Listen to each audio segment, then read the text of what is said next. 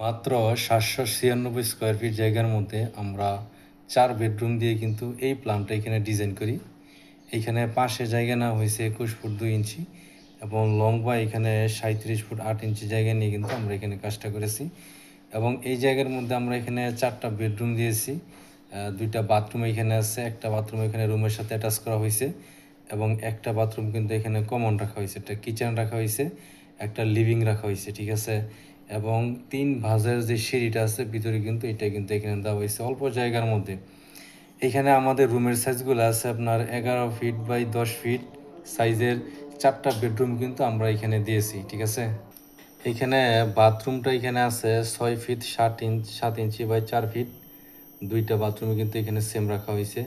কিচেনটা আছে আপনার 6 feet 7 inch by 5 feet 2 inch, ঠিক আছে।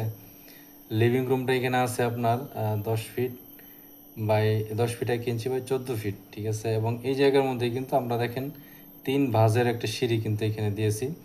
এবং লিভিং রুমে আপনি এক পাশে সোফা রাখতে পারবেন সিঁড়ির পাশে এবং অপর পাশে কিন্তু আপনারা এখানে ডাইনিং টেবিল রেখে কিন্তু এখানে খাওয়া দাওয়া করতে পারবেন। আপনাদের যাদের বাজেট কম এবং জায়গার পরিমাণ কম, অল্প জায়গায় যারা কাজ করবেন তারা কিন্তু এই প্ল্যানটা আপনাদের জন্য পছন্দ করতে পারেন।